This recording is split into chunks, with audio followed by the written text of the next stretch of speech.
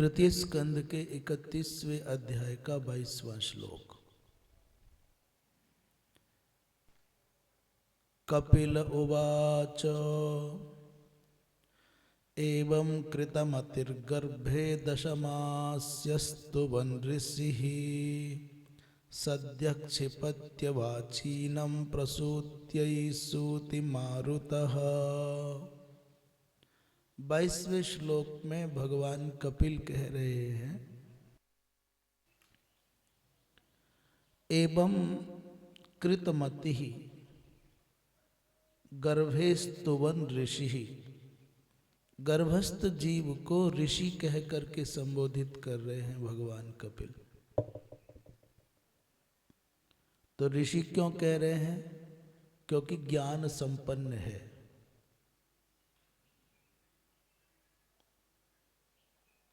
आत्मा और अनात्मा के, देह और आत्मा के भेद को जानने वाला है, इसलिए ऋषि कह रहे हैं। एवं कृतमति ही, माता के गर्भ में ये जीव इस प्रकार निश्चय करता है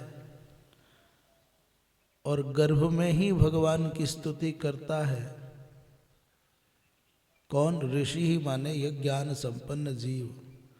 तब तक सूति मारुतः। सूति मारुत माने प्रसव वायु।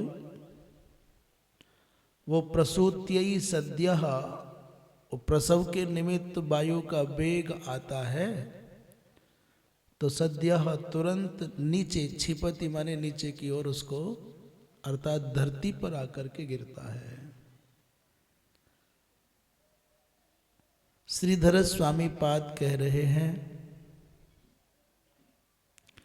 कि 10 मासाः परिच्छेदका यस्येति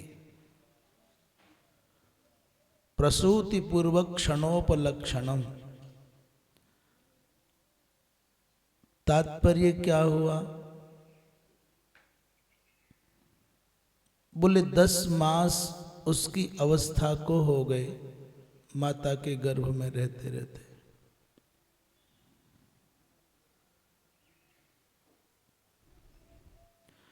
परिच्छेदक हैं 10 मास उसके।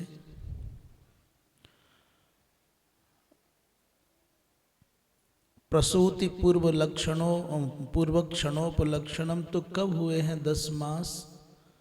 बोले जन्म के ठीक पहले। प्रसूति पूर्वक क्षण, जन्म से ठीक पूर्वक क्षण का लक्षण है ये 10 मास्य। माने कभी 9 महीने में भी हो सकता है, कभी 8 महीने में भी हो सकता है, कभी थोड़ा अधिक समय भी हो सकता है, परंतु जिस समय जन्म हो तब मानो 10 मास का तात्पर्य ऐसा समझ लें। तो ऋषि किसको कह रहे हैं जी?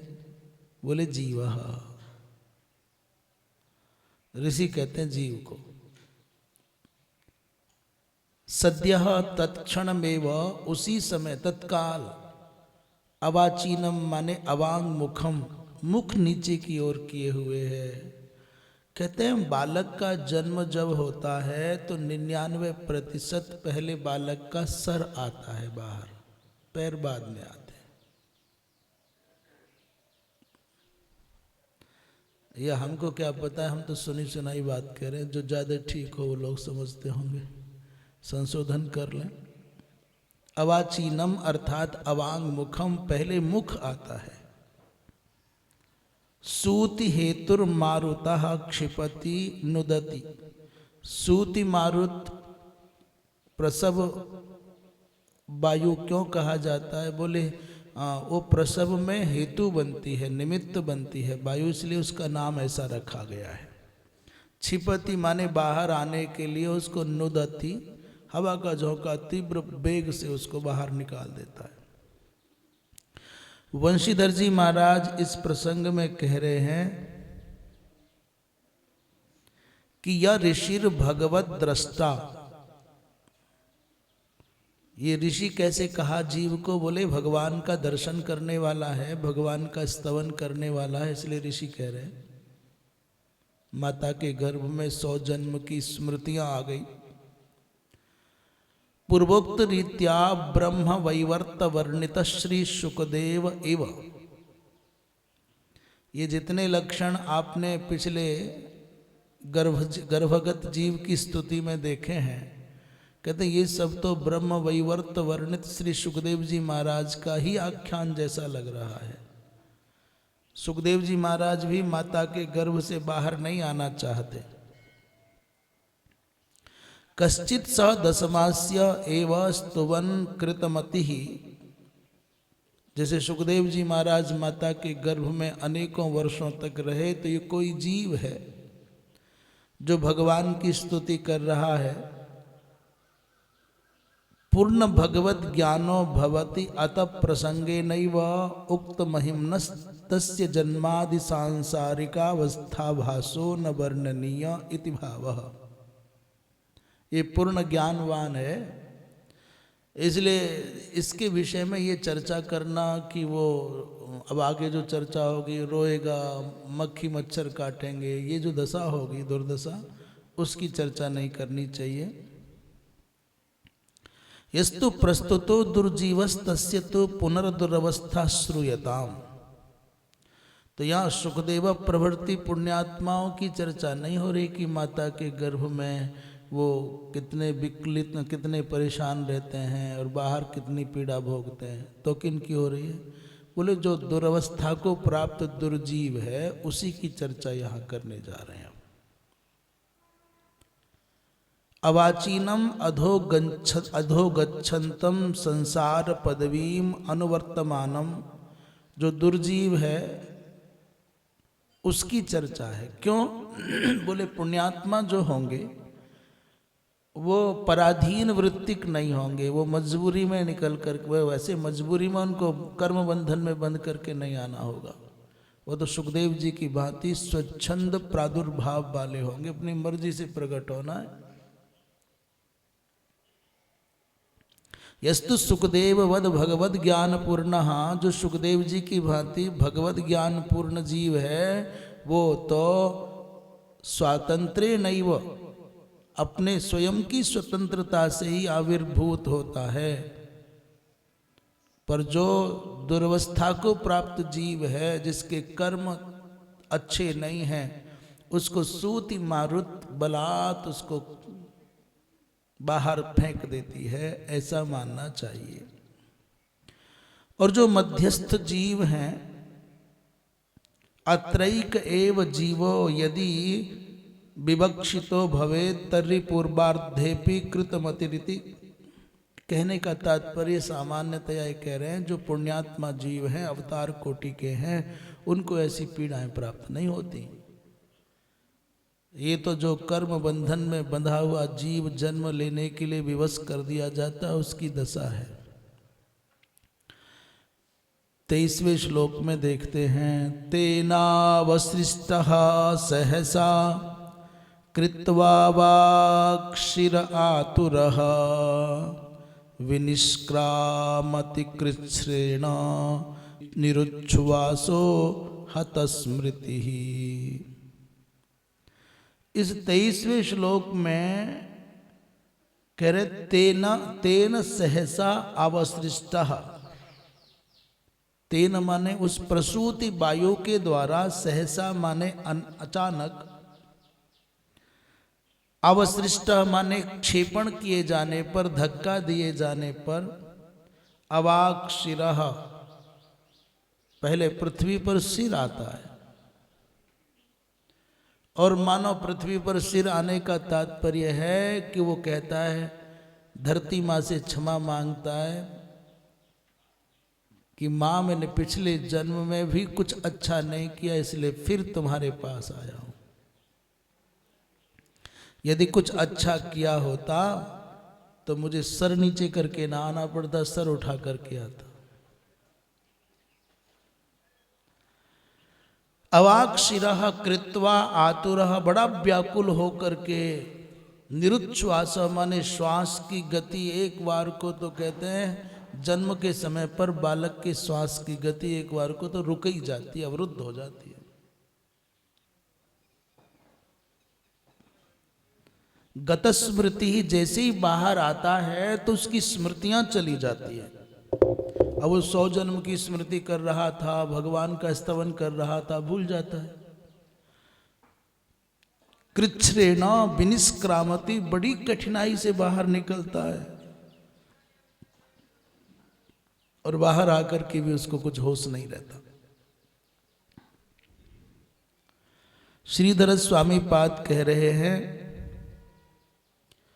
कि अवसृष्टो माने अधा क्षिप्तः सन। अवसृष्टः शब्द का अर्थ कर रहे अधा, क्षिप्तः माने बाहर फेंक दिया जाता है। बस इतनी ही टीका है। श्री वंशीधर जी कहते हैं तेन सूति मारुतेन, वो जो सूति वायु है, प्रसूति वायु है, उससे अवाक माने अधः, उसका सिर नीचे की ओर होता है और आतुर बड़ा घबराया होता है। इक्षु पीडन यंत्र निक्षिप्तवत पीड़ितः, पीड़ित कैसे रहता है? बोले जैसे कोलू में गन्ना पीला जाता है, इक्षु यंत्र, इक्षु पीडन यंत्र माने कोलू, तो ठीक वैसी दशा होती है इसकी।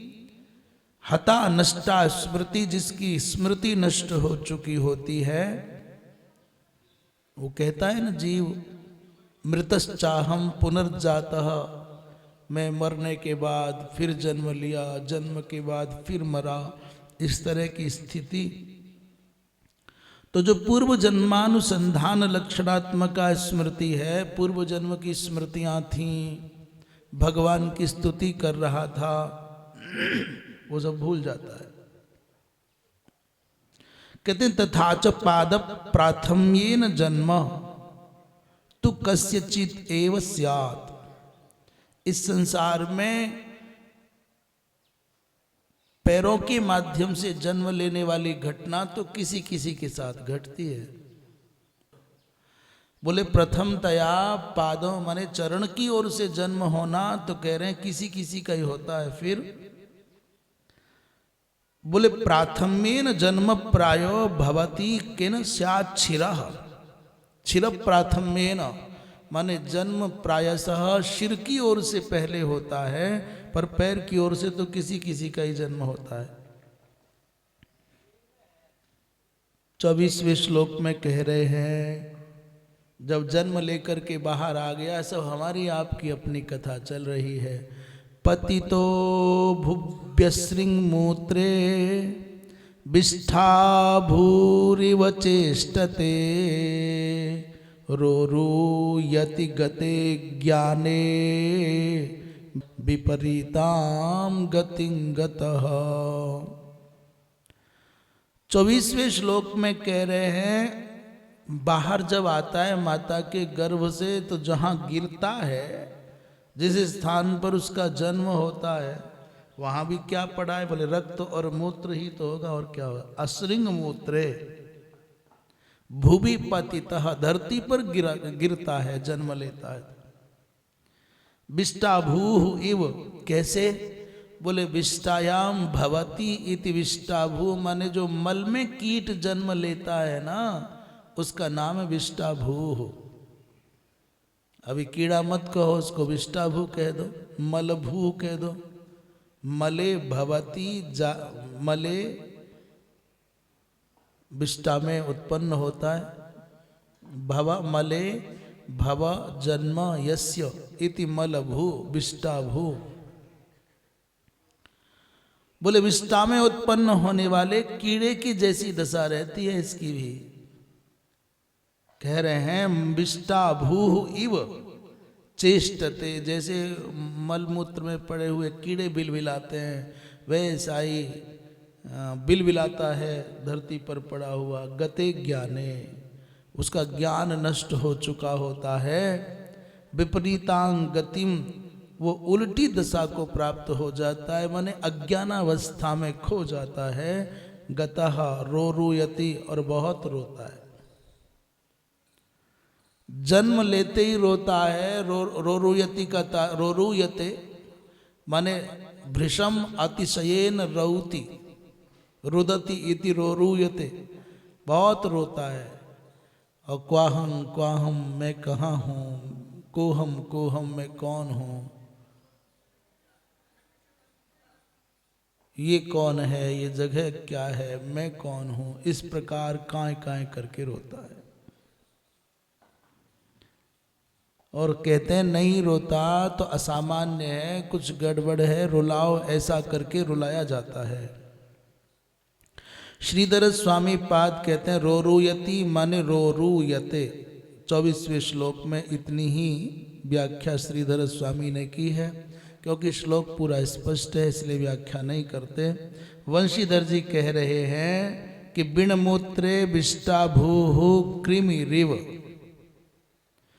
जैसे विष्टा का कीड़ा होता है ठीक वैसी इसकी दशा है। ज्ञाने अनेक जन्मगत सुख दुखादि विषय। ज्ञान क्या है उसको? बोले पुराने विविध जन्मों में जो सुख दुख भोगे हैं, जो अच्छा बुरा कुछ घटित हुआ है, उससे संबंधित ज्ञान। पूर्व महादुखे विस्मृते सती, पूर्व काल के महादुख सब भूल गया। अब याद नहीं है मैं कहाँ था, कहाँ कहाँ मेरा जन्म हुआ, क्या क्या मैंने कर्म किया। सांप्रतिक क्षुद्र दुखे नैव दुखी भवति। अब तो उसको जो मुख्य दुख है वो ये माँ के गर्भ से निकला है, बड़ी भयंकर सर्दी गर्मी का वातावरण उसको पीड़ा देता है, इसलिए ये वर्तमान का दुख आया तो पुराना दुख भूल गया है।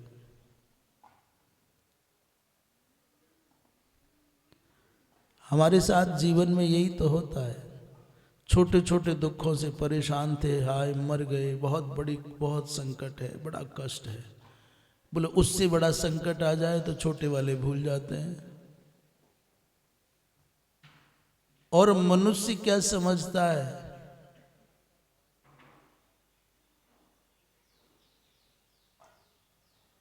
कि बड़े बड़े दुखों के आने से छोटे दुख मिट गए, मिटा मिटाया कुछ नहीं है। तो ध्यान केंद्रित हो जाता है बड़े पर, छोटे वाले की ओर से ध्यान हट जाता है। घर में आपकी कलह हो, छोटी मोटी लड़ाई हो, और किसी की बुराइयां दिख रही हैं, ये नशा करता है, ये ऐसा है, ये ऐसा है, जिसका चरित्र ठीक नहीं, क्या क्या करते हैं ना, झमेला रहता है। और घर पर संकट आ जाए बड़ा तो छोटी छोटी बातों को भुला करके बस घर पर आए हुए संकट की ओर उन्मुख हो जाते हैं। लड़ लेंगे बाद में, पहले आओ इधर आओ।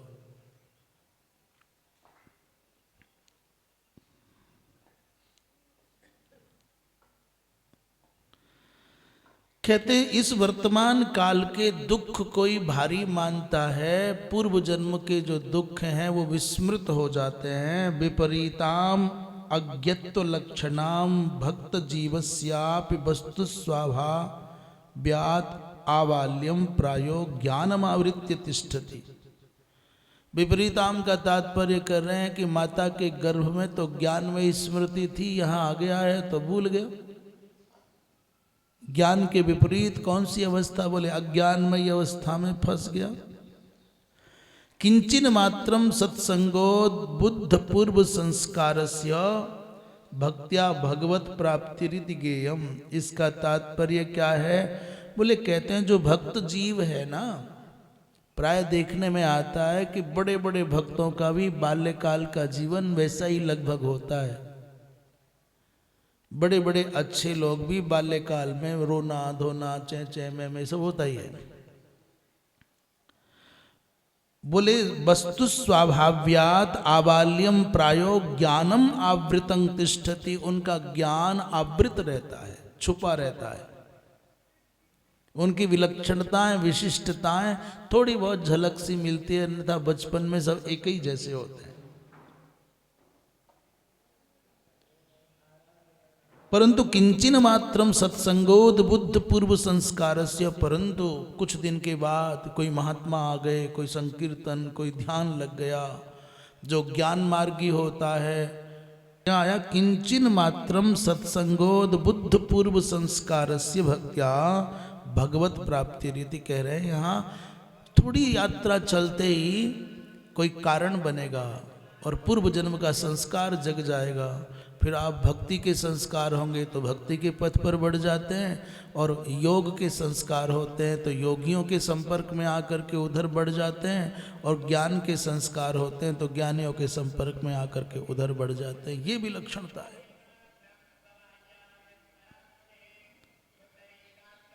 जो पिछले जन्म में जहाँ यात्रा छोड़ करके आया है वहाँ से आगे बढ़ने के लिए उसको प्रेरणा की आवश्यकता नहीं होती, धक्का मार करके जगाना नहीं पड़ता कि चल चल कर कर, अपने आप करने लग जाता।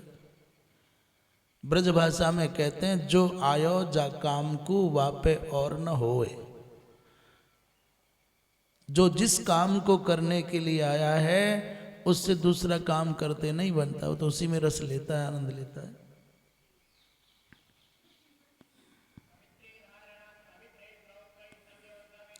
पच्चीसवें श्लोक में कह रहे हैं परच्छंदम न विदुषा पुष्यमाणो जनेन सह अनभिप्रेतमापन्नः प्रत्याख्यातु मनीश्वरः।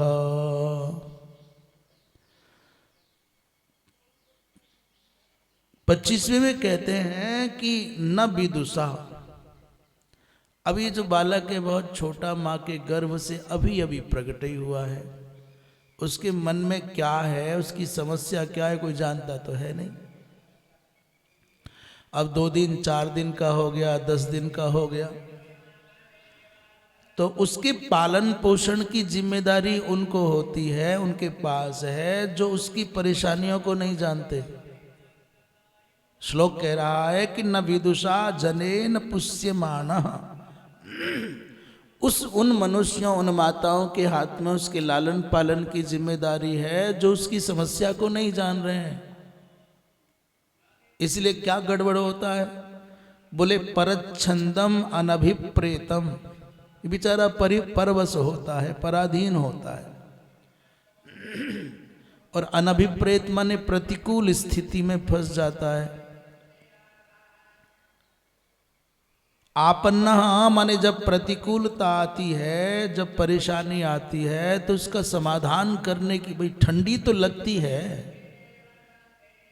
कह भी नहीं सकता और कुछ वस्त्र धारण भी नहीं कर सकता, क्या करे। मच्छर काटेगा छोटे बच्चे को तो क्या कर लेगा वो। माने ना तो इतना विवश, इतना लाचार कि पीड़ित तो होता है प्रतिकूल स्थिति से, परंतु प्रत्याख्यातुम माने उसका प्रतिवाद नहीं कर सकता।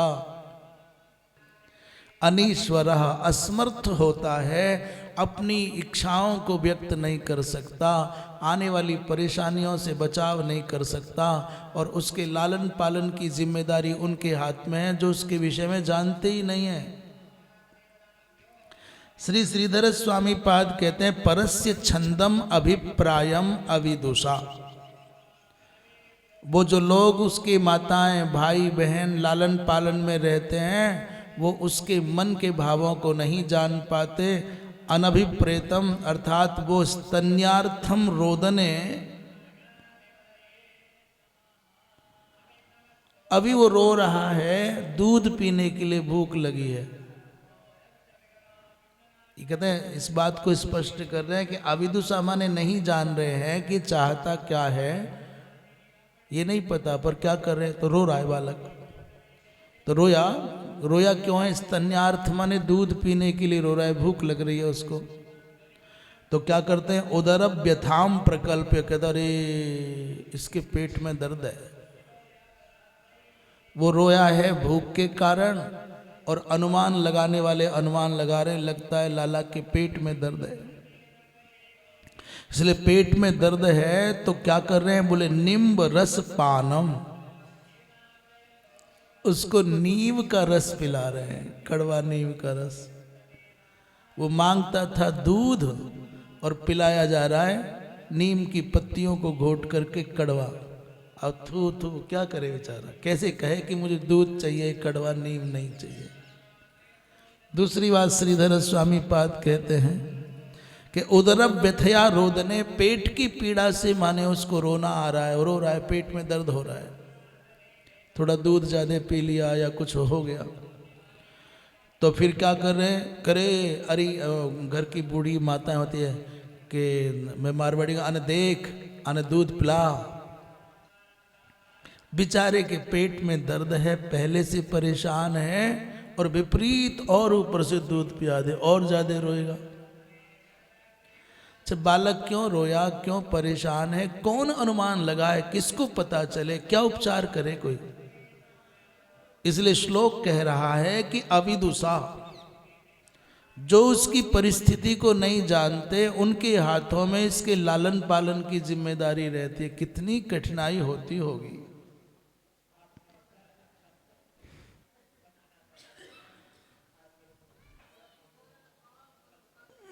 इस बाल्यावस्था की जो दुर्दशा है उसका उल्लेख करते हुए 26वें श्लोक में कह रहे हैं, शायितो असुचि पर्यंके, शायितो शुचि पर्यंके,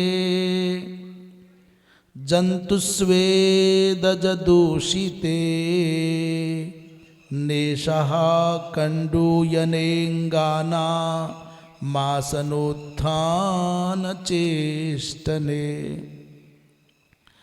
उठा करके इसको जहां सुलाया जाता है वो भी बहुत गंदा बिस्तर होता है, कितना साफ करेगा कोई।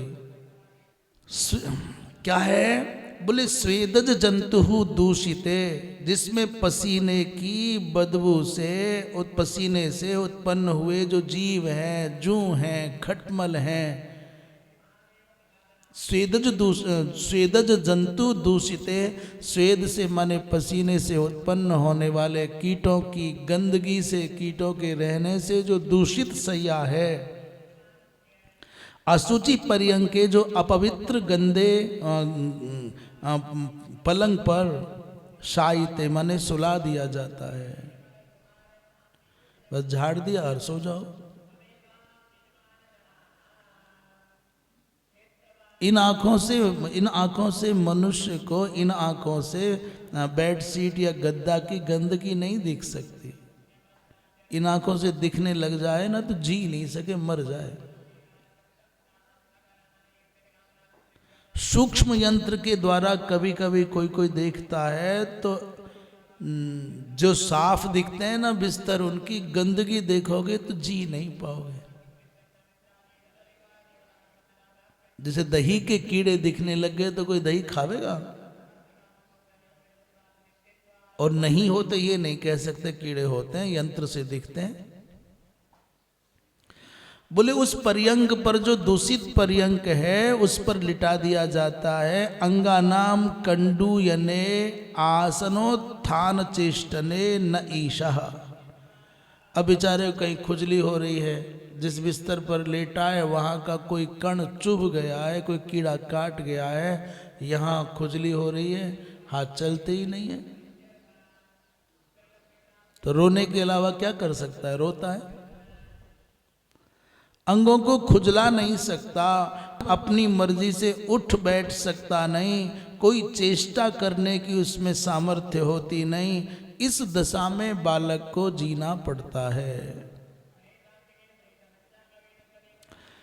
26वें श्लोक में श्रीधर स्वामी कहते हैं, आसनोत्थान चेष्टने चानीशः। आसन से उठने में, चेष्टा करने में, अनीशः माने अक्षमः, असमर्थः।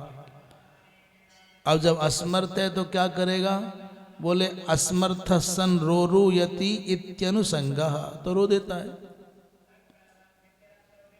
किसी को पता ही नहीं बालक क्यों रोया है। देनी है पेट की दवा, पिला रहे दूध, और पिलाना है दूध, खिला रहे पेट की दवा। फिर कहते चलो झाड़ फूंक कर लो, कुछ लाओ रे भाई, नजर लग गई, और क्या क्या होगी, क्या कहे कि नजर नहीं लगी है।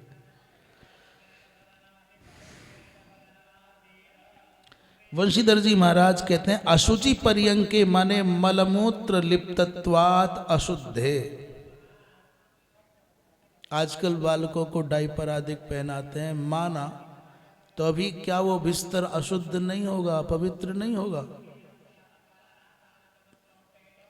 बोले दोलाय माने दारु विरचित तल्प विशेषे, अथवा झूला में पालने में झुलाते हैं, उनमें जंतवश्च ये स्वेदजा जूकादया, उनमें स्वेद से उत्पन्न होने वाले जूका माने यूका कहते हैं, लिक्षा आदि।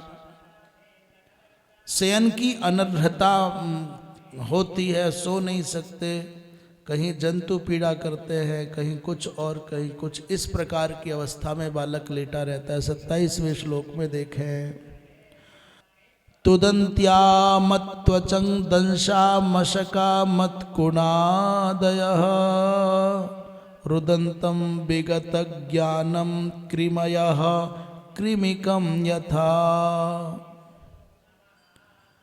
बेचारे की बड़ी कोमल त्वचा होती, आमत त्वचम, आम माने कच्ची, अति कोमल अति मृदु त्वचा होती है।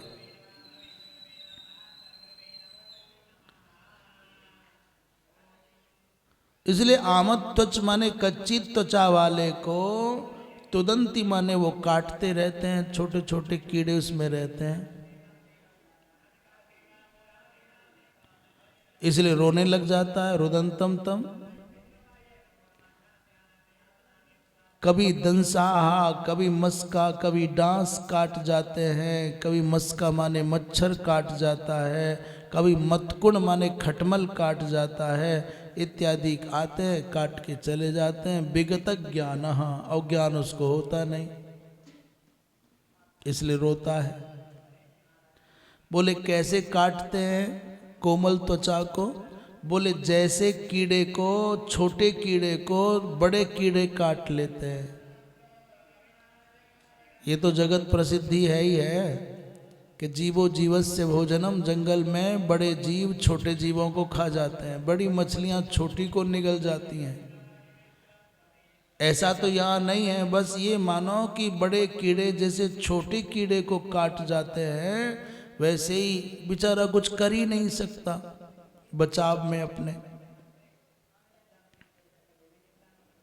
आमा माने कोमला त्वक यस्य, कोमल है त्वचा जिसकी, तम तादृशम शिशुम विगतं गर्भे जातं ज्ञानम यस्य, गर्भ में उत्पन्न हुआ ज्ञान जिसका विस्मृत हो गया है, ऐसे बालक की बाल्यकाल की दशा ऐसी होती है। 28वें श्लोक में कह रहे, इत्येवं शैशवं भुक्त्वा दुःखं पौगण्डमेव च अलब्धा भीप्सितो ज्ञानाद् इद्धमन्युः शुचार्पितः। 28वें श्लोक में कह रहे हैं, इस प्रकार इत्येवं शैशवं भुक्त्वा, अब ये शिशुपन की सब परेशानियों को भोगते हुए धीरे धीरे बढ़ रहा है, साल भर 2 साल का हो गया, 3 साल का, 4 साल का हो गया। पौगंडम एव च, अब बचपन के दुखों को भोग लिया, आ जाओ दूसरी कक्षा के, कहते ना रसगुल्ला खा लिया, जलेबी खाओ, कहना रसगुल्ला जलेबी तो खा लिया, वो रह गई, क्या बोले रबड़ी रह गई है, बोले वो भी खा लो। तो माने जैसे कोई व्यक्ति मीठा खाने के स्वाद मात्र बदलता है, वैसे दुखों के स्वाद मात्र बदलने, बचपन के दुख कोई और है, पौगंडावस्था के दुख कुछ और हैं, किशोरावस्था के दुख कुछ और हैं, जवानी के दुख कुछ और हैं, बुढ़ापे के दुख कुछ और हैं, परंतु सब कुछ बदला। बचपन से जवानी आई, बुढ़ापा आया, नहीं बदला तो दुख नहीं बदला।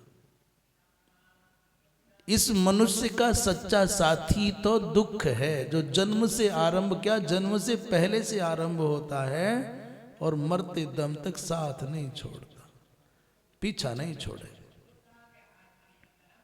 नाम बदल करके आएगा, रूप बदल करके आएगा, रंग बदल करके आएगा, पर रहेगा संग।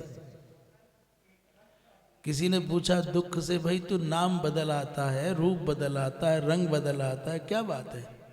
बोले तुम्हारा मन बहलाने के लिए नए नए रंग और नए नए रूप और नई नई एक्टिंग करके आता हूँ, कहीं तुम्हारा जी ना उब जाए।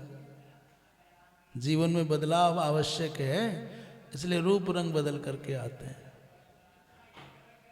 सब संग छोड़ जाएंगे, माता पिता भाई बंधु ये वो, पति पत्नी प्रेमी प्रेम, कौन कौन सब छोड़ जाएंगे, पर नहीं छोड़ेगा तो दुख साथ नहीं छोड़ता। वास्तविक सहचर तो हमारे जीवन का कौन, बोले दुख है, पक्का वाला साथी। और मेरे जैसे से पूछो तो है ये नहीं, जबरदस्ती लबादा ओढ़ रखा है। तो शैशवावस्था का जो दुख है उसको भोगने के बाद कहां पहुंचता है, बोले पौगंडम एव च दुखम। तो पौगंडावस्था का दुख होता है, उसको भोग रहा है। तो पौगंडावस्था का दुख भोग के बोले अभीप्सिता अलब्धा। अब ये आता किशोर अवस्था आने लगती है। आपने देखा होगा 8-10-12 साल के बच्चे में क्रोध की मात्रा बढ़ती है अचानक। बच्चियां हों लड़के हों लड़कियां हों, तो लगभग 12 से लेके 15 तक के बीच में सहसा एक क्षोभ होता है, उनके अंदर क्रोध बढ़ता है।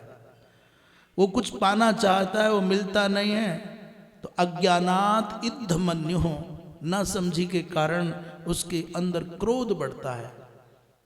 और सुचार पिता फिर जब क्रोध बढ़ता है तो क्या करे, कुछ तोड़ेगा फोड़ेगा, कुछ बड़बड़ाएगा चिड़चिड़ाएगा, और अंत में क्या, बोले सुचार पिता शोकाकुल हो जाता है। 15-16 वर्ष की अवस्था आते आते बच्चे लड़के और लड़कियों में बहुत तेजी से परिवर्तन होता है। अभी आजकल की भाषा में उसको हार्मोन्स कहते हैं, पर सबका संबंध सीधा सीधा है, इच्छाओं का असीमित आकार लेना। शरीर के परिवर्तन से इच्छाओं का असीमित होते जाना, और जब इच्छाएं असीमित होंगी तो पूरी होती नहीं, इसलिए क्षोभ आता है, क्रोध आता है, उद्वेग आता है। 28वें श्लोक में श्रीधर स्वामी क्या कह रहे हैं देखें। शैशवम 5 वर्षाणि, 5 वर्ष तक की अवस्था का नाम है शैशव। और तथा पौगंडम माने यौवनात् अर्वाक, यौवन से पहले की जो अवस्था है उसको पौगंड कहते हैं, 10-11 साल की मान लो। तत्र च अध्ययनादि दुखम, अभी 5 साल का 6 साल का हो गया, अब चल स्कूल। आजकल तो 3 साल वाले को ही पेल दिया जाता है पढ़ाई के कोल्हू में, कल प्ले, और प्ले के बाद में बोले LKG और फिर UKG और फिर KG। बेचारे की जान को आफत लग, बचपन छीन लिया। जैसे समय से पहले फल नहीं पकता, जबरदस्ती आप फल को पकाएंगे आग से अथवा औषधि से तो उसका मौलिक रस मर जाता है। ऐसे ही समय से पहले बच्चों को परिपक्व बनाए हुए उनका बचपन खा जाओगे तो जीवन प्रभावित होगा। पहले सही था, 5 साल तक नंग धड़ंग मौज से घूमो। कहो 5 साल तक नंगे घूमे थे कि नहीं?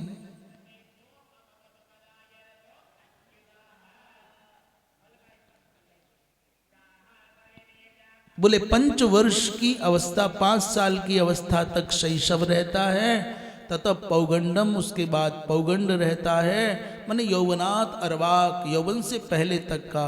और वहाँ क्या समस्याएं, बोले वहाँ पढ़ाई लिखाई। अब सबसे भारी बालक का वजन है खुद ही का 5-7 किलो, और उसकी पीठ पर भी पुस्तकों का वजन 5-7 किलो। कहते हैं उसके बाद यौवने दुखम आह, यौवनावस्था का दुख तो अलग ही होता है। सार्धई स्त्रिभी माने 3.5 श्लोक में इस बात को कहेंगे कि यौवनावस्था के दुख क्या हैं। कहते हैं अलब्धाम अलब्धा भीप्सितत्वेन, जो अभीप्सित है, किशोर अवस्था में प्रवेश किया बालक ने बालिका ने, प्रतिस्पर्धा अपने समकालीन अपने समान वय के बालकों के साथ होती है। उसकी ड्रेस ऐसी, मेरी भी ड्रेस वैसी होनी चाहिए, उसके पास ये घड़ी मेरे पास भी होनी चाहिए। वो गरीब आदमी तो उसका साइकिल से आता है तो मुझे भी साइकिल चाहिए, वो बाइक से स्कूटी से आता है तो मुझे भी चाहिए एक्टिवा, उसके पास कार है तो मुझे भी कार। हमने भी देखा था उसके पास मोबाइल है तो मेरे पास मोबाइल क्यों नहीं होना चाहिए। संघर्ष हमने नहीं देखा, मैंने हमने मोबाइल के लिए झगड़ा कैसा नहीं, हमारे टाइम में मोबाइल कहाँ होता था। पर एक घटना याद आ गई मोबाइल को लेकर के, इसलिए कह रहे अलब्धाभीप्सितत्वेन, जो अभीप्सित है, जो चाहा गया है वो प्राप्त नहीं होता, इसलिए क्रोध आता है, इसलिए शोक करता है। शोक से अभिव्याप्त होने के कारण अज्ञानात, अज्ञान होता है, उससे इद्धा माने बढ़ता है, दीप्त होता है। मन्यु माने क्रोध, यस्य सह। अच्छा, क्रोध आने का कारण ही यही है कि आपने जो चाहा वो पूरा नहीं हुआ, इसलिए क्रोध आया। इसलिए चाहो ही मत, चाहोगे तो आह कौन भरेगा? पड़ोसी। तुम चाहोगे तो आह कौन भरेगा? ऐसा हो, वो ऐसा करे, ऐसा होना चाहिए, वैसा होना चाहिए, ऐसा करो, वैसा करो, तो नहीं करेगा कोई तो गुस्सा आवेगा। इच्छा के बाधित होने पर क्रोध आता है। इच्छित व्यवहार अथवा घटना माने जो चाह रहे वो नहीं होगा, उसमें कोई बाधा पहुंचाएगा। अरे बाधा नहीं पहुंचाएगा, बाधा पहुंचाने की संभावना वाले पर गुस्सा आता है।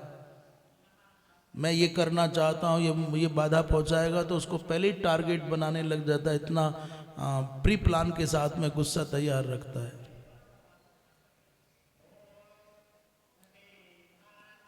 28वें वंशीधर जी कहते हैं पौगंडम माने 10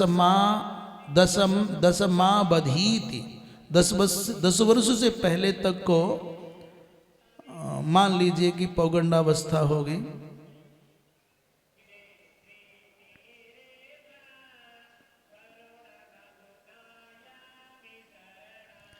अपने से समझ लीजिए पौगंड माने क्या क्या अवस्थाएं होती हैं, कोई विशेष भेद नहीं है। आगे कह रहे हैं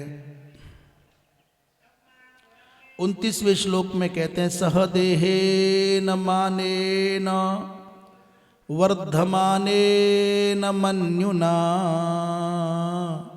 करोति विग्रहम कामी कामिष्वन्ताय चात्मनः। 29वें श्लोक में कह रहे हैं कि देहेन सह मानेन मन्युना वर्धमानेन, जैसे जैसे अवस्था बढ़ती है, शरीर बढ़ता है, तो देहेन सह शरीर के बढ़ने में तो मान भी बढ़ता है, अभिमान भी बढ़ता है, और मन्युना माने क्रोध भी बढ़ता है। मानेन मन्युना वर्धमानेन, शरीर के साथ साथ 3 अवस्थाएं बढ़ती हैं। अहंकार बढ़ता है और क्रोध बढ़ता है, और कामी आत्मनश्च, कामना के कारण अपने ही अंताय माने विनाश के लिए, कामीषु माने दूसरे कामियों से, विग्रहं करोति माने झगड़ा पार लेता है। इसलिए अलग अलग वो विग्रह करता है। कामी माने अनेक प्रकार की कामना उसके चित्त में उदित होती है, इच्छाएं उदित होती हैं, अपने संकल्प उसके मन में उबाल मारते हैं, सपने होते हैं। तो जब उन इच्छाओं के, उन सपनों के पूरे होने में कोई बाधा पहुंचाता है, तो फिर अपने ही अंत के लिए उसे हानि अपनी है, विनाश अपना ही है, तो दूसरों के साथ में झगड़ा मोल लेता है। विग्रहम करोति माने शत्रुता पाल लेता है। 29वें श्लोक में कहते हैं देहेन सहैव वर्धमानेन अभिमानेन मन्युना च, शरीर के साथ बढ़ते हुए अभिमान और क्रोध के कारण विग्रहम करोति माने विरोधं करोति, शत्रुभिः सह विरोधिभिः सह, आत्मनो अंताय नाशाय। परिणाम क्या है? बोले आत्मविनाश। पढ़ता हुआ व्यक्ति यदि विवाद करेगा तो पढ़ाई का नाश, और क्षति पहुंचेगी माने कोई शारीरिक तो धन का नाश, शरीर की हानि, और अंत में कभी कभी मारे भी जाते हैं। तो सब प्रकार से नाश ही नाश है। 30वें श्लोक में कह रहे हैं, भूतैः पंचभिरारब्धे देहे देह्य बुधो सकृत अहम ममेत्य सद्ग्राहः करोति कुमतिर्मतिम। श्रीमद् भागवत के तृतीय स्कंद के 31वें अध्याय में प्रायः कपिल भगवान जितना भी उल्लेख कर रहे हैं वो सब हमारे और आपके दैनिक जीवन से जुड़ा हुआ आख्यान है। ये 30वें श्लोक में कह रहे हैं कि भूतई पंचविरारब्धे देहे, ये पंच महाभूतों से बना हुआ शरीर है। इसको शरीर की दृष्टि से देखें तो चाहे स्त्री का शरीर हो, चाहे पुरुष का शरीर हो, और चाहे पशु पक्षी का हो, इसमें 5 महाभूत सम्मिश्रित हैं। एक भी शरीर ऐसा नहीं जिसमें एक भी कमी हो। आकाश नहीं रहेगा तो मनुष्य जी नहीं सकता। अग्नि नहीं रहेगी तो कहता अच्छा ठंडा हो गया, बोले गए। वायु नहीं रहेगा तो पल्स नहीं चल रही माने गए, नाड़ी चल नहीं रही। जल नहीं रहेगा तो मर जाएगा, शरीर फट जाएगा। पार्थिव तत्व की अल्पता होगी तो न जी पाएगा। माने पंच महाभूत रहने ही रहने हैं। इन पंच महाभूतों के द्वारा बने हुए शरीर में किसी में कोई तत्व अधिक रहता है, किसी में कोई तत्व थोड़ी मात्रा में अधिक रहता है। इसलिए शरीरों में भिन्नता, छोटा बड़ा होना, मोटा पतला होना, गोरा काला होना, ये सब थोड़ी मात्रा की न्यूनता अधिकता के कारण होता है। बोले पंच महाभूतों से रचित इस शरीर में अबुधा कुमति ही, ये अज्ञानी, ये दुर्बुद्धि जीव असकृत माने निरंतर बार बार अहम च मम च, अहम माने मैं करता है। अरे मैं हूं ना, मैं करता हूं, मैं ना करूं तो ये ना हो, मैं, और मम माने मेरा। ऐसा दुराग्रह पाल लेता है। असत ग्राह माने असत दुराग्रह पाल करके पकड़ करके बैठ जाता है। ऐसी मतिंग करोति, ये मेरा है, ये मेरा नहीं है। तो मैं और मेरा ये दो ही तो संसार का बखेड़ा है, और क्या इसके सिवा। मैं का संबंध केवल देह से मानता है, और मेरा का संबंध देह से रिलेटेड के साथ मानता है। जो देह से रिलेटेड है, इस शरीर के साथ नाम जुड़ा है, उस भूमि का तो मेरी भूमि, उस व्यक्ति का तो मेरा व्यक्ति, उस वस्तु का तो मेरी वस्तु, मेरी मेरी मेरी, इसी में पागल हुआ जाता है। बोले ये जो पांच भौतिक शरीर में आबद्ध है, और उसमें अविवेकी व्यक्ति माने जीव जो रह रहा है, दुर्बुद्धि जीव, वो निरंतर एक ही मैं और मेरा असत आग्रह पाल लेता है। ऐसी बुद्धि बना लेता है कि उससे मुक्त नहीं हो पाता मरते दम तक। और मरते दम तक क्या, कुछ तो मरने के बाद भी वहीं मंडराते हैं, मेरा शरीर, मेरा घर, मेरी बच्ची, मेरा बच्चा। जो प्रेतादिक बन करके आते हैं वो उसी आकर्षण से बंधे हुए आते हैं, छोड़ते ही नहीं है। वो अतृप्त इच्छा पूर्ण नहीं होती। क्या कह रहे 30वें श्लोक में? कहते हैं श्रीधर स्वामी, अज्ञानम प्रपंचयति, माने अब अज्ञान का विस्तार दिखा रहे हैं। भूतैरारब्धे, पंच महाभूतों से बने हुए शरीर में, देहे माने शरीरे, असत आग्रहो, ये असत आग्रह पाल लेता है। वो क्या बोले, अहम च मम च इति मतिं करोति, मैं और मेरेपन की बुद्धि कर लेता है। तो क्या कह रहे हैं, इसलिए कह रहे हैं कि अज्ञानी है, मूढ़ है, अविवेकी है और व्यर्थ में मैं और मेरे का बोझा लादता जाता है। हाँ, 30वें इतिमतिं करोति, 30वें में कहते हैं अबुधो, अबुधा माने अज्ञा, अज्ञानी है। इसलिए देहस्य स्वतो अन्यत्वम स्पष्टमपि तदपि तत्रैवाहम ममेति बुद्धिं करोति। यद्यपि सब जानते हैं कि शरीर स्वाभाविक रूप से अन्यदीय है, इसका शरीर का तो अन्यत्व माने स्पष्ट है कि शरीर में नहीं हो। मुझ में और मेरे घर में जितना भेद है उतना ही मेरे शरीर में और मुझ में भेद है। शरीर में नहीं है, अपितु शरीर में कहीं छुपी हुई सत्ता का नाम मैं है। कहाँ है पता नहीं। जैसे घर में नहीं हूं अपितु घर में मैं हूं, ऐसे ही शरीर में नहीं हूं, शरीर में मैं हूं। तो कहाँ है वो मैं? बोले वो अहम पदवाच्य जो मैं है वो तीनों प्रकार के शरीरों से परे है। जिसे आत्मा कहते हैं, जिसे अहम कहते हैं, जिसे हम मैं कह रहे हैं। अहम माने ना हंति कमपि इति अह तम अहम, और न केनापि हन्यते यह इति अह तम अहम। जो न किसी को मार सकता है, न किसी के द्वारा मारा जा सकता है, उस सत्ता को कहते हैं अहम। अहम माने आत्मा, जिसे हिंदी में कहते हैं मैं। वो मैं क्या है? बोले स्थूल शरीर से परे, सूक्ष्म शरीर से परे और कारण शरीर से भी परे है। तिलक किसका लगाया जाता है? स्थूल शरीर का, और खुश हो रहा है, बोले मेरी पूजा हो गई।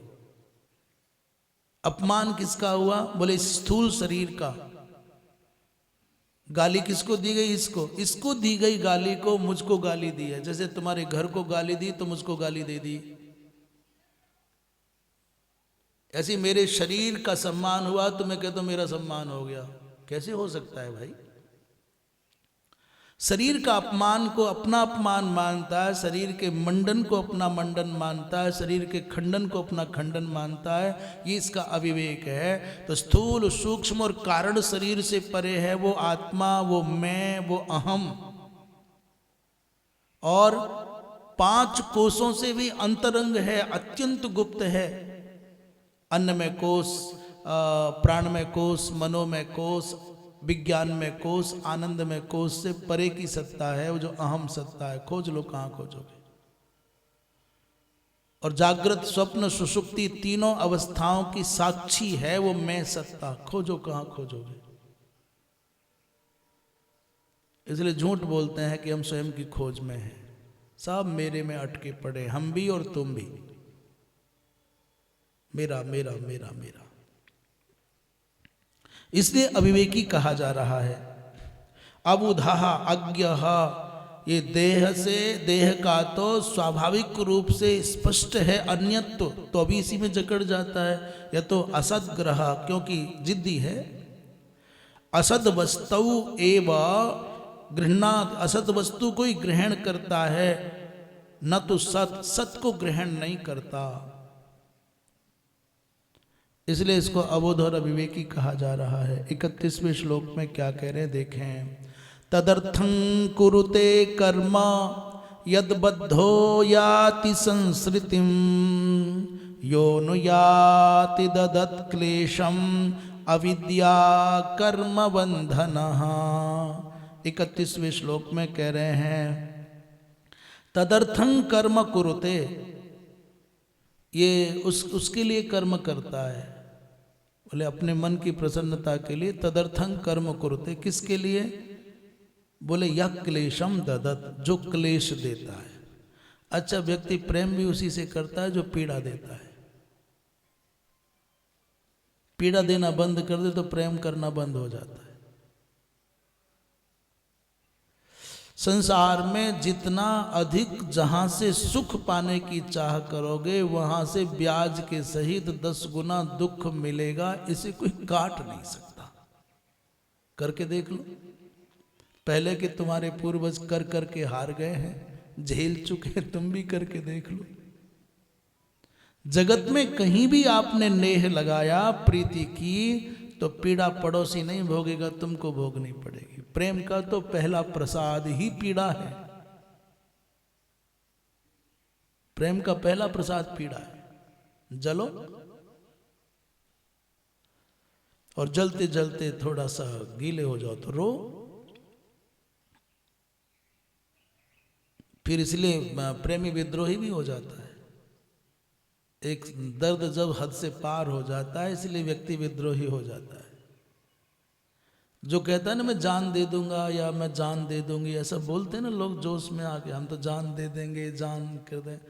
ये समझ लो जो अपने जीवन को मूल्य नहीं समझ रहा है ना, वो तुम्हारे जीवन का भी मूल्य नहीं समझेगा। जो जान देने की बात कर रहा है उसको जान लेने में भी देर नहीं लगेगी। बड़ा अच्छा लगता है कोई कह दे कि हम जीवन दे देंगे, जान दे देंगे, कि सावधान कान खड़े हो जाने चाहिए कि जब अपनी जिंदगी का कोई मूल्य नहीं समझ, तेरी का क्या समझेगा। इसलिए कम कर्म उसके लिए करता है जिससे पीड़ा मिलने, और क्लेश यंग क्लेशं ददत, और अनुयाति इसके पीछे जन्मांतरों में भी जाता है। अविद्या कर्म बंधनः, अविद्या और कर्म के बंधन से यद बद्धा जिससे बंधा है, संसृतिम याति जन्म मरण के चक्कर में पड़ता है।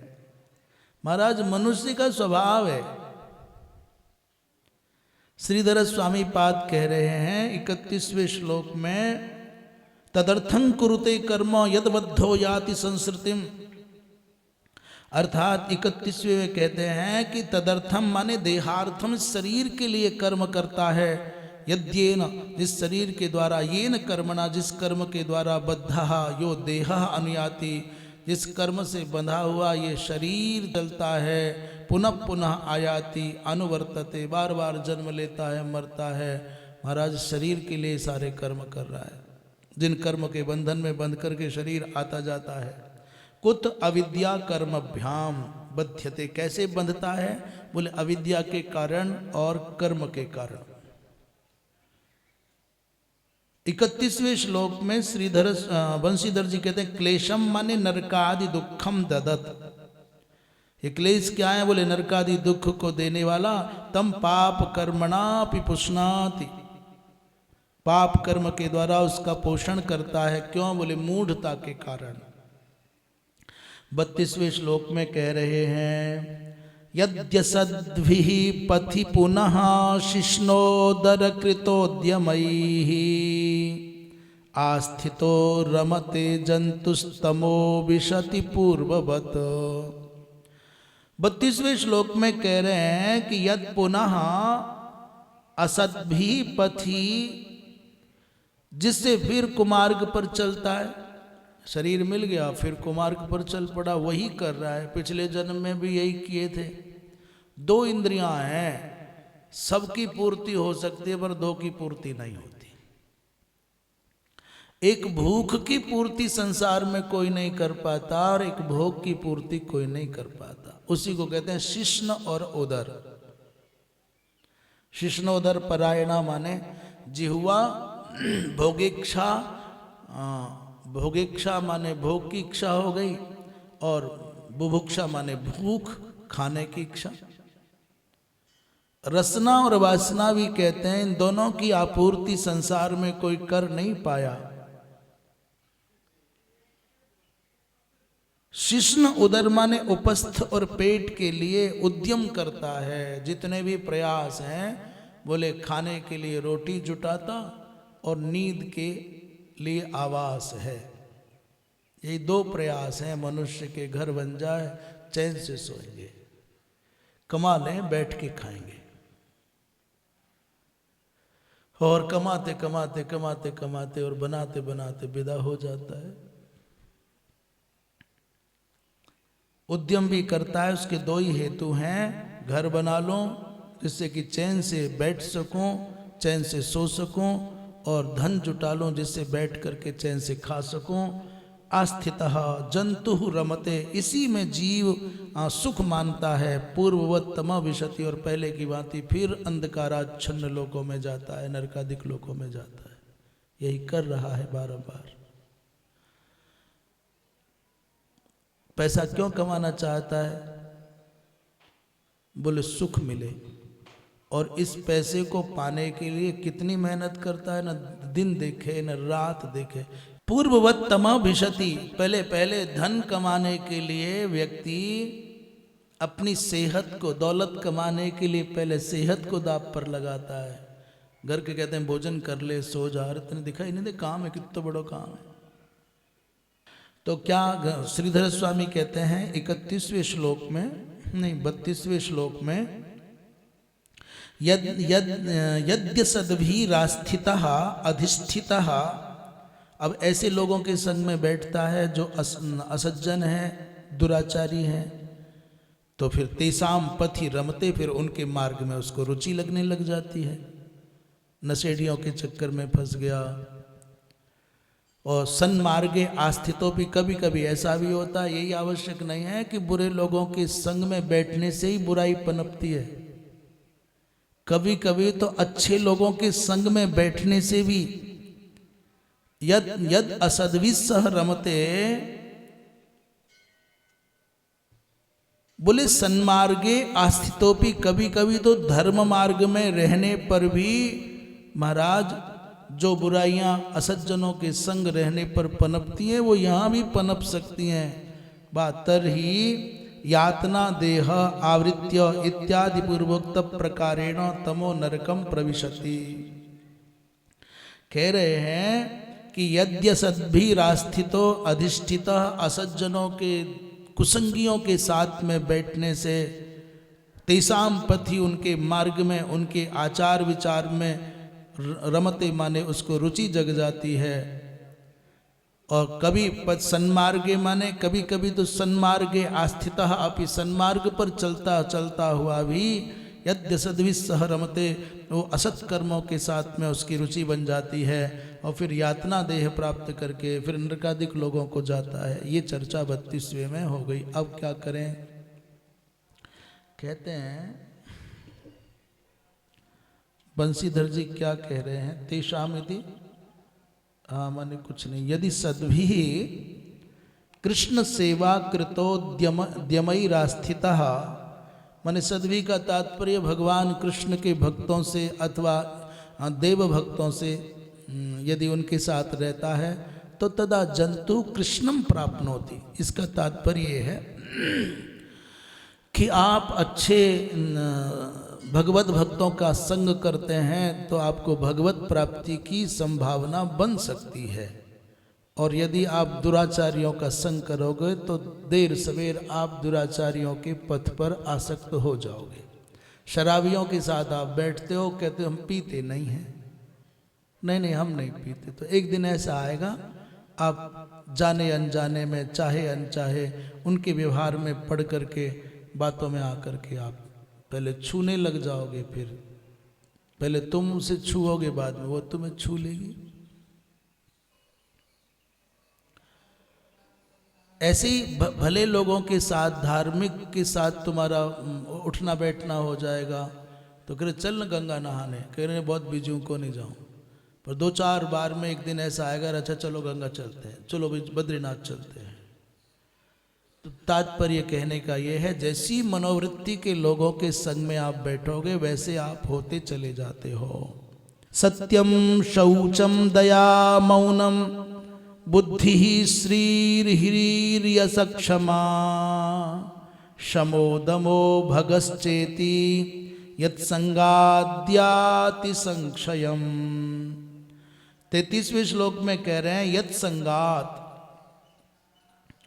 जिस व्यक्ति के जीवन में शरीर का संग करने से, जिस शरीर की आसक्ति से धीरे धीरे मनुष्य के अंदर से सच्चाई चली जाती है, पवित्रता चली जाती है, दया चली जाती है, मौन चला जाता है, बुद्धि क्षीण होने लग जाती है, लक्ष्मी भी माने धन भी नष्ट होता है, और लज्जा भी चली जाती है, और यश भी चला जाता है।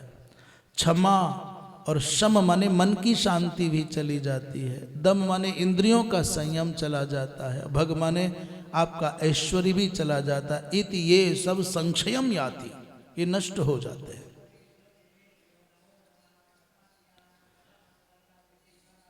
श्रीधर स्वामी कहते हैं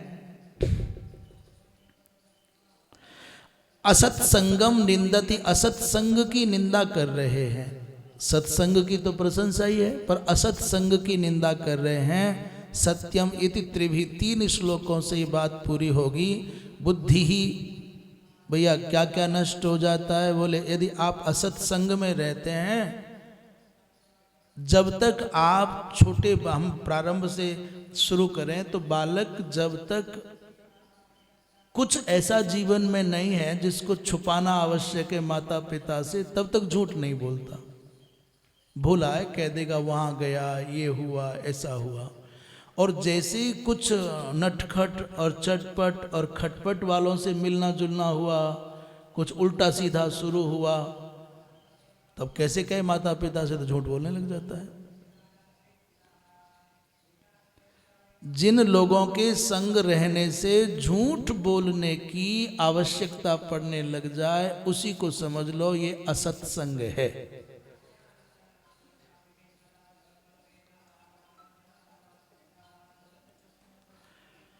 धीरे धीरे पवित्रता चली जाती है। अच्छा, पवित्रता का विषय रहेगा तो क्यों झूठ बोलेगा, क्यों छुपाएगा किसी से कुछ?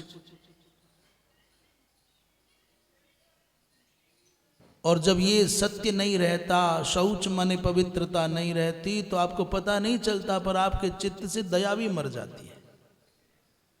आप भले ही किसी कुत्ते के पिल्ले को खिला लो दया के बस, बिल्ली के बच्चे को, बंदरिया के बच्चे को खिलाने लग जाओ, नाटक करने लग जाओ, पर ये जो दया के नाम पर कुत्ते के बच्चे खिलाते हैं, जिनको कुत्तों के बच्चों पर बहुत दया आती है, उनको बिलखती हुई माँ पर दया नहीं आती।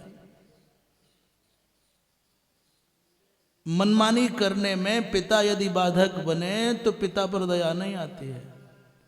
अब कैसी कैसी अहिंसा, कैसी दया, कैसा प्रेम है भाई ये। एक तरफ तो किसी की प्रसन्नता के लिए आप कुछ भी करने को तैयार हैं, और जिनके कारण तुम्हारा अस्तित्व है वो आंसू गिरा रहे हैं, उन पर दया नहीं आती। कहाँ है दया फिर? सत्य गया और शौच गया तो दया भी मर जाएगी। दया के नाम पर तुम नाटक करोगे, इसलिए मनन करने की सामर्थ्य मर जाएगी, चिंतन न कर पाओगे, इसलिए विचार करने वाली बुद्धि मर जाएगी। और ये सब चले जाएंगे तो तुम्हारे पास श्री कहाँ रहेगी? और श्री नहीं रहेगी तो लज्जा कैसे बचेगी? लज्जा भी चली जाएगी, और लज्जा ही नहीं रहेगा तो कीर्ति कैसे रहेगी, यश कैसे रहेगा? और ये सब नहीं रहता तो तुम्हारे अंदर से क्षमा करने की वृत्ति भी खत्म हो जाती है। और जब क्षमा ही नहीं रहती तो मन पर अंकुश नहीं रहता, इंद्रियों पर नियंत्रण नहीं रहता, और जब मन और इंद्रियों पर नियंत्रण नहीं रहता तो भगह, भग माने ऐश्वर्य चला जाता है। ये कुसंग का परिणाम है कि सब चला जाएगा। बुद्धि का तात्पर्य कह रहे हैं परम पुरुषार्थ विषया, परम पुरुषार्थ विषया, अर्थात बुद्धि का तात्पर्य ये चालाकी नहीं, ये बुद्धि तो बंदरों में भी होती है, कुत्तों में भी होती है, बिल्ली में भी होती है, चिड़िया और चींटी में भी होती है, कि वर्षा आने वाली है, सब डूब जाएगा, उठा करके अपना राशन बासन चींटियां ऊंचाई की ओर भागने लगती हैं। मनुष्य से ज्यादा समझदार इस मामले में चींटी है। तो बुद्धि माने आप परम पुरुषार्थ विषया बुद्धि की बात कर रहे हैं। श्री माने धन धान्य लक्षणात्मक अस्तित्व की बात श्री कर रहे हैं। ह्री लज्जा, यशः कीर्ति, क्षमा सहन शक्ति, सम माने बाहेंद्रिय निग्रह, और दम माने मन का निग्रह, भग माने उन्नति। ये सब यत संगात ये साम असताम संगात क्षयम जाति, नष्ट हो जाते हैं। इसलिए व्यक्ति को चाहिए कि कुसंग में ना पड़े। भले ही एक बार को सत्संग करे न करे, परंतु कुसंग में ना पड़े।